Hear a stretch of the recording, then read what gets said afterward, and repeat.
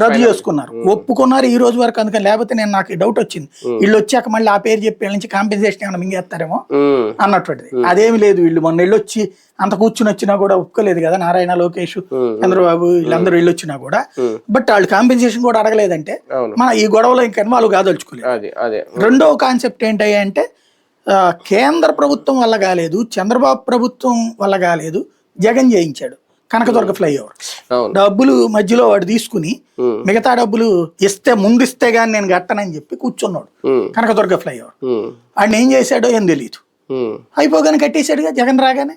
అంతకుముందు ఏడాదిన్నర ఆపాడు, కన్స్ట్రక్షన్ బిగిన్ అయ్యాక ఏడాదిన్నర ఆపాడు.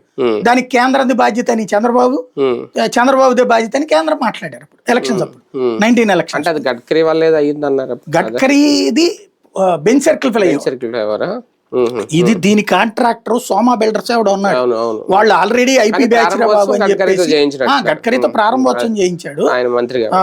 గడ్కరీ కూడా ఆశ్చర్యపోయాడు ఇది పూర్తి చేయించడం, ఎందుకంటే గడ్కరీ ముందు నుంచి చెప్తున్నాడు దీనికి సంబంధించిన కాంట్రాక్టర్లు ఫాల్స్ బ్యాచ్, వాళ్ళు ఆల్రెడీ ఇంత ముందు డిఫాల్ట్ అయ్యి ఉన్నారు, వాళ్ళు బ్యాంకులో ఫ్రాడ్ అయ్యి ఉన్నారు, మనం ఒకవేళ వాళ్ళ అకౌంట్ లో డబ్బులు వేసినా వాళ్ళకి పోద్ది అంటే దానికోసం ఇంకో ఎస్పీబీ కింద పెట్టేసేసి వాళ్ళకి వేరే అకౌంట్ తీసేయమని చెప్పి రచ్చ చేస్తుంది. అప్పుడు అవదన్నారు, మధ్యలో ఆపేసి కూర్చున్నాడు. అలాంటి దాన్ని ఇతను ఏమయ్యాడో, ఇతను సీఎం అయిన తర్వాత కట్టి